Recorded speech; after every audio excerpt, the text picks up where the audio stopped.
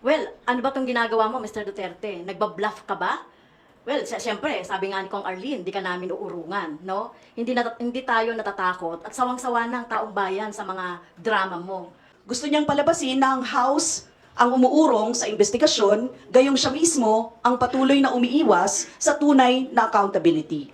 Ang Makabayan Block at nagkaroon po ng isang maiksing press con, inaasahan namin ngayon, para ipahayag kung ano ang responde namin kaugnay sa mga pahayag ng dating Pangulo, no, si Duterte. Nais naming linawin ang sitwasyon hinggil sa balitang pagdating ni dating Pangulong Duterte sa House of Representatives bukas. Malinaw po na wala siyang schedule dito. Wala pong nakaschedule na hearing. Ang nakaschedule lamang ay isang makabuluhang misa para sa mga biktima ng war on drugs. Tapos, gusto bang pumunta dito, no, at talbogan ni Duterte, no, itong magaganap na misa. Talagang agaw eksena sa araw na dapat sanay marinig ang boses ng mga biktima ng war on drugs.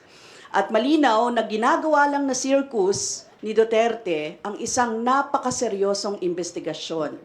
Alam niya at formal siyang na-inform na walang hearing bukas.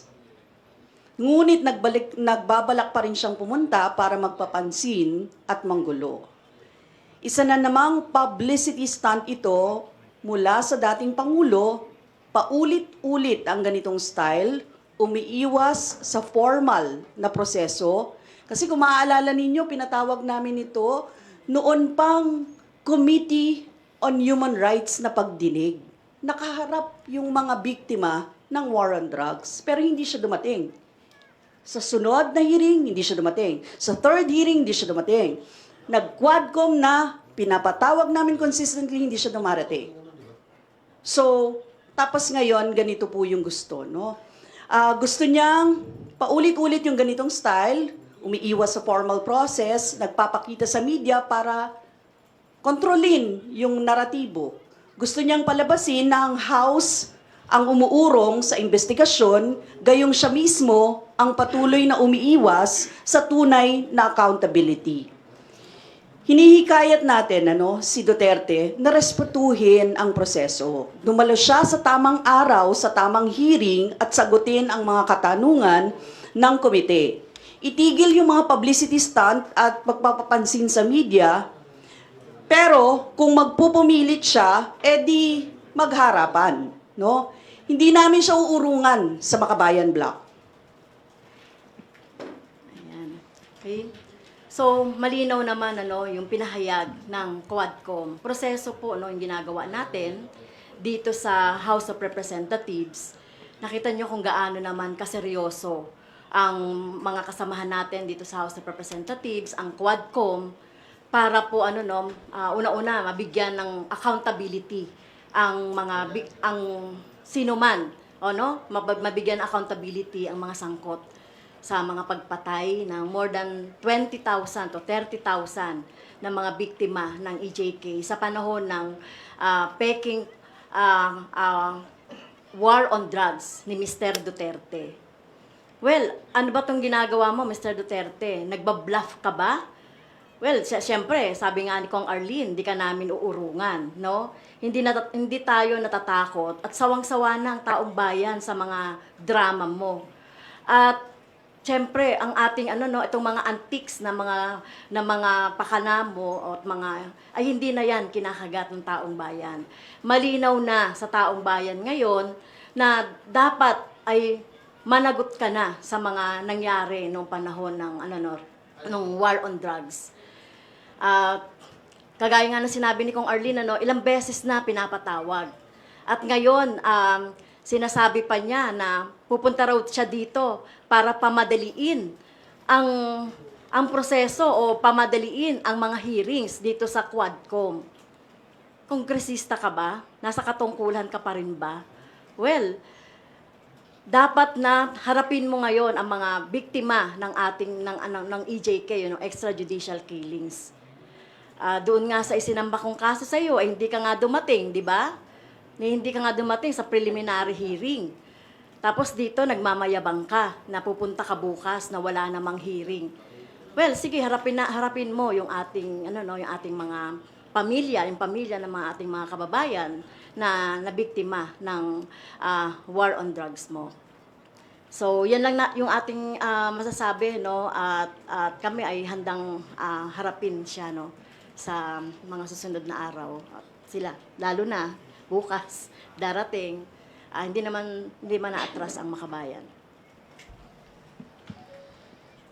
Sa bahagi naman ng mga kabataan, alalahanin lang natin siya mismo nagsabi na after November 1 ay magiging available siya para humarap sa Quad Committee ng Kamara. Pero after November 1 at merong naunang pinatawag na hearing, ano ang sabi niya sa pamamagitan ng kanyang abogado? Kesa umattend, sinisiraan ang mga kongresista na gumagapan lamang ng trabaho na imbestigahan ang mga naging abuso at rewarded na pagpatay sa ilalim ng madugong war on drugs. Kaya ngayon, hindi natin maunawaan itong style, no, na tapang-tapangan at susugod dito sa Kamara. Baka akala niya lahat ng bagay mag-a-adjust sa kanya. Ano kung kailan niya gustong pumunta na yun yung ididikta niya sa mga public officials gaya natin na aktibong gumagapan na ating trabaho, baka gusto niya kulang na lang lumuhod kami sa kanya. Baka yun yung gusto niyang mangyari. Gusto natin siyang paalalahanan, hindi siya ang center ng universe. Pero kung merong bagay na siya yung sentro, siya ang sentro ng madugong war on drugs. Kaya, every time na merong formal invitation sa kanya, yun yung dapat dumalo siya. Dahil nga, kung mismo yung mga biktima, yung mga pamilya ng mga biktima ng war on drugs, very patient nga na naghahanda para dumalo at nakaantabay sa mga hearing, siya nga mismo na dapat managot. Siya pa itong may ganong ugali na mismo para bang taong bayan yung may kasalanan sa kanya. Pero kabaligtaran po ang katotohanan.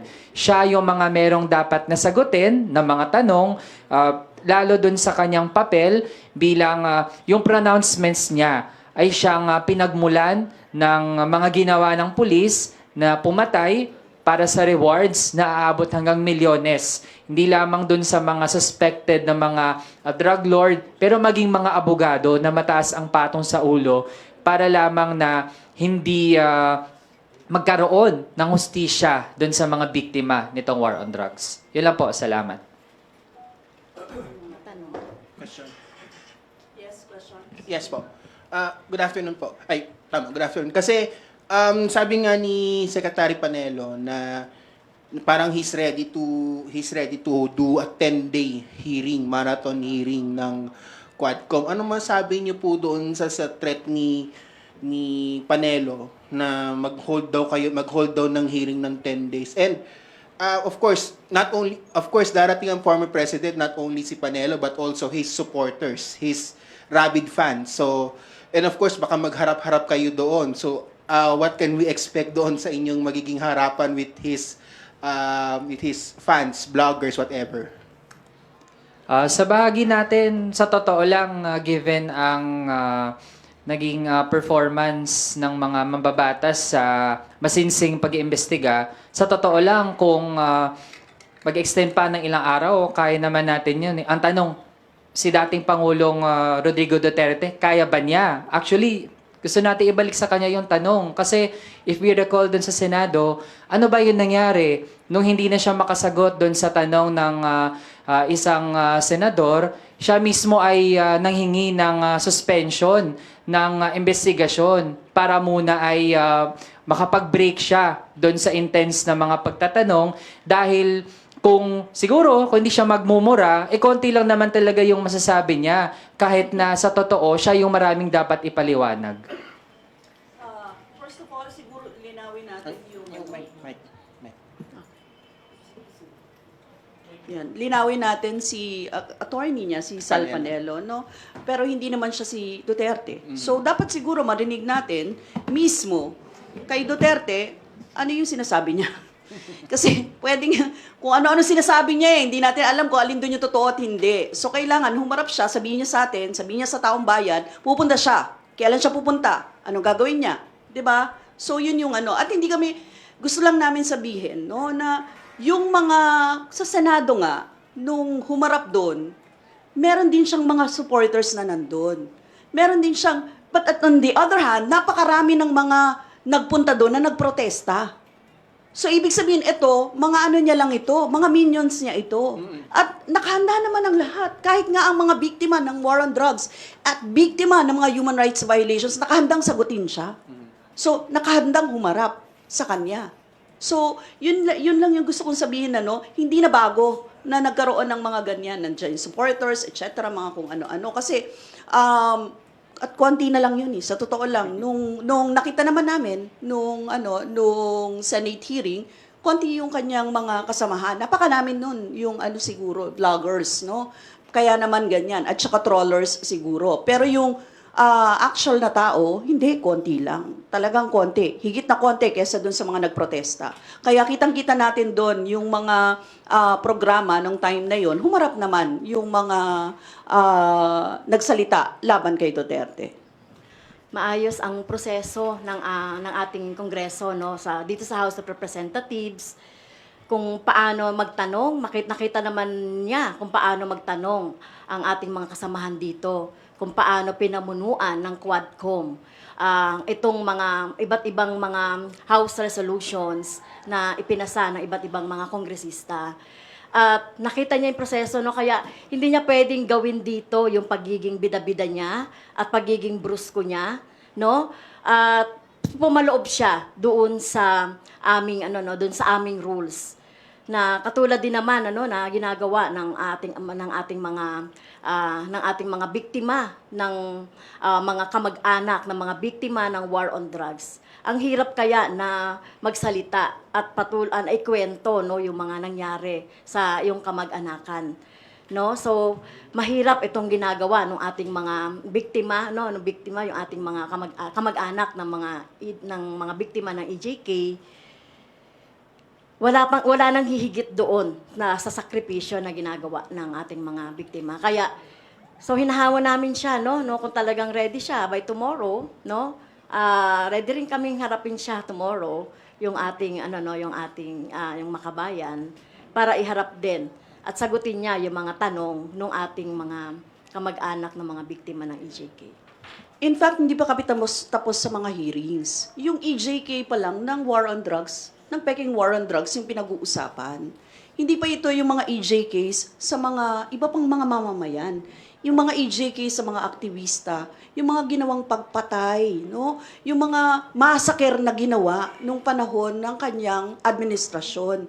Nagsisimula pa lang tayo, tip of the iceberg pa lang yung ginagawa. Kaya kung 10 hearings yung hinahamon niya, kami kaya namin maghamon kahit ilang hearing. Kahit magpaumagahan tayo. Ginagawa namin yan kahit ng budget. Ginagagawin din namin yan ngayon kung gusto. 'Di ba? So yun lang. Good afternoon po, Kongs. Kasi sa statement po ni Attorney Panelo, sabi niya they will confront daw po the Quadcom members. So asahan po natin na kayo po ang makakaharap at hindi yung Quadcom members if ever ituloy nila yung sinasabi nilang pagpunta dito.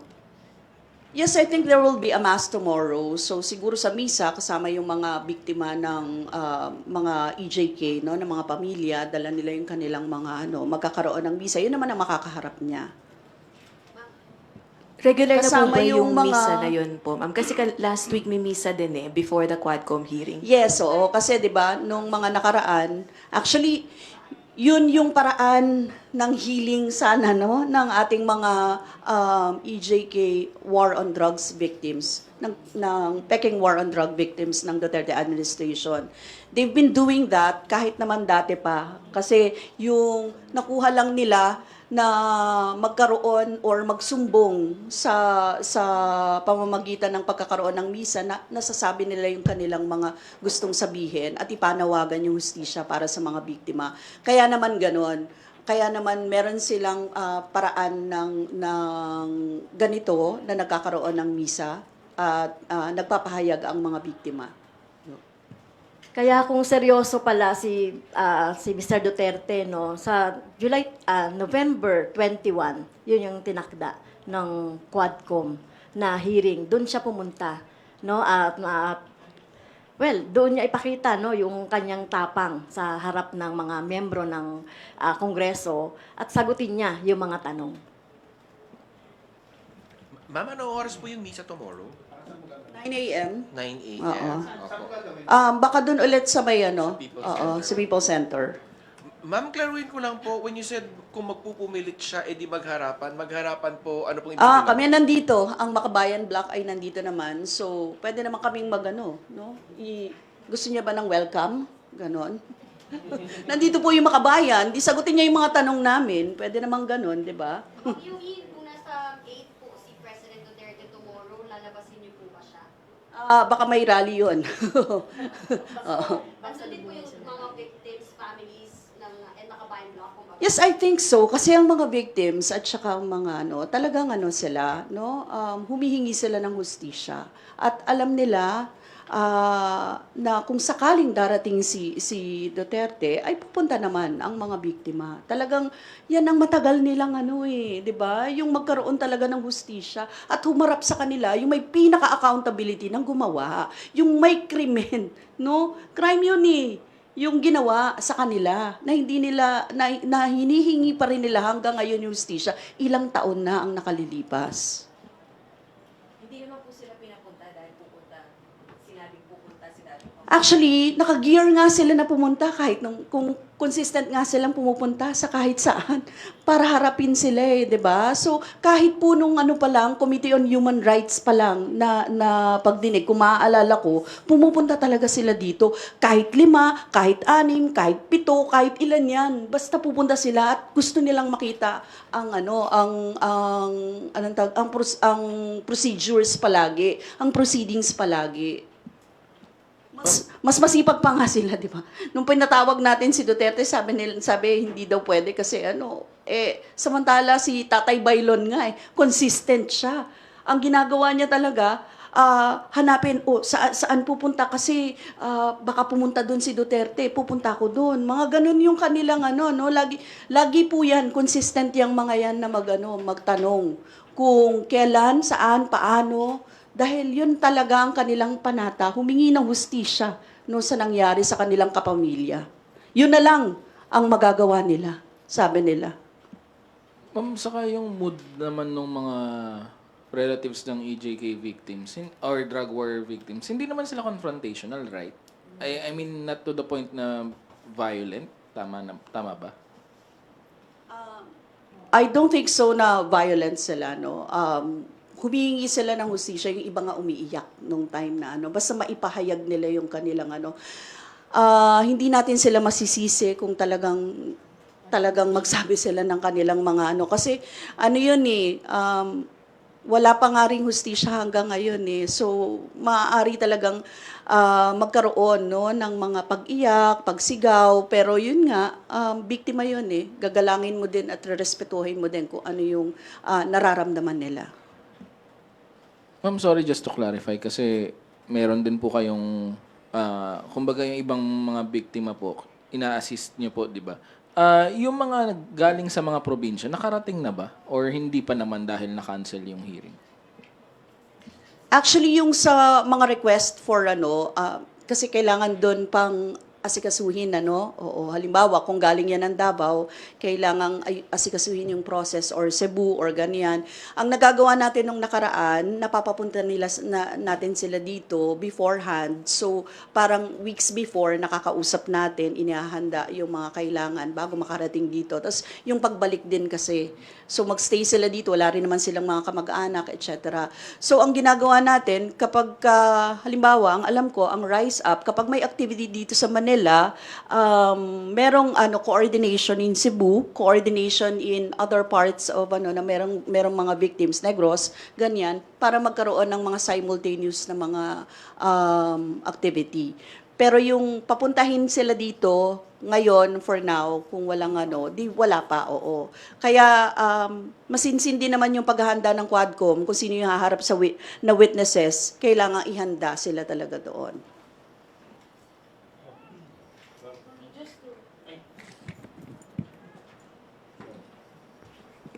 For clarity lang po nung coach, you want the former president, since he is coming here tomorrow, you want him to face the victims kasi nandito rin naman sila tomorrow for the mass and, answer to them personally. Would that be a correct statement? Oo, talagang haharap. Kasi harapin niya yung taong bayan. Accountability naman yun, di ba? So, dapat humarap siya. Kung sinasabi niya na, marami siyang sinasabi kapag di ngayon, harapin niya tayo. Harapin niya yung taong bayan na kasama natin. Harapin niya yung mga biktima ng mga ito, di ba? Ma'am, na sinabi niyo na po, nagpo-press con po kayo na may mangyayaring ganyan, harap yung mga biktima at maaari magkarapan sila. Tingin niyo po ba pupunta pa po si President Duterte? Kasi nga, bluff nga nung una pa lang eh. Tapos wala ngang official missive hanggang ngayon. Well, hindi ko lang alam Hindi ko lang alam kung meron. We have to ask yung speaker siguro, yung Speaker of the House or sino man sa Speaker's Office kung meron nang natanggap na missive na na darating siya. Kasi ang puro media lang yung naririnig ko. So parang ganun. So kung hinahamon natin siya. Ganon yung malinaw, hinahamon natin siya, humarap siya. Kasi kung pupunta rin lang siya dito, harapin niya yung mga biktima, harapin niya kami. Yan. Ma'am, sir, merong post ngayon itong Facebook page na Truth Stream PH. Calling for support for former President Rodrigo Duterte. Let's unite and show our support for our former president at the House of Representatives. 9:30 daw sila, sir, ma'am, na nandito. Your thoughts on this? Yan po yung Pro Duterte group. Okay lang. Wala naman tayong problema doon, 'di ba? Sabi nga nila, malayang magpahayag ang sino man di pumunta sila dito sa Kongreso. Handa po kayong magbangayan sa, of course, yung mga supporters nila and support yung mga victims ng drug war. Handa po ba kayong magbalitaktakan po ba sa House of Representatives po dito once na magharap po kayo? Hindi naman. Alam naman natin yung mga pamilya ng biktima ng war on drugs ay naman sila mga tahimik naman sila na humihingi ng hustisya at accountability. So sana hindi mapayagan yung ganitong paghaharap. Ngayon kung mabibigyan ng pwesto kung saan man dito yung mga pro Duterte gusto nila magpahayag, di magpahayag sila, di ba? Samantalang yung mga biktima ay nandito ay na magmimisa. Pero syempre, hindi natin mapapayagan na magkaroon ng konfrontasyon sa dalawa. Kasi parehas lang din naman yan na taong bayan, parehas din yan ng mga kababayan natin na talagang kailangan din natin silang protection. Tsaka dagdag ko lang din sa bahagi ng mga supporters ng dating Pangulo. Well, sila kasi yung mga kababayan natin na nalinlang na nung matagal na propaganda mismo na nagbe-benefit dun sa mga Duterte na gini-justify yung senseless na mga patayan. Tapos makita natin, sa totoo lang, hindi naman talaga na-address yung drug problem.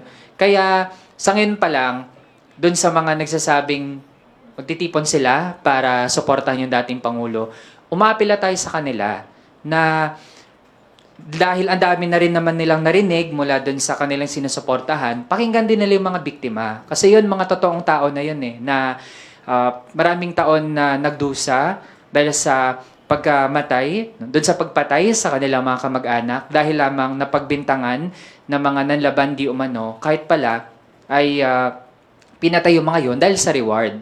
Kaya sana manaig yung pagiging mga tao natin bukas. Sana talaga, lalo yung mga biktima, mapakinggan ng lahat ng mga panig.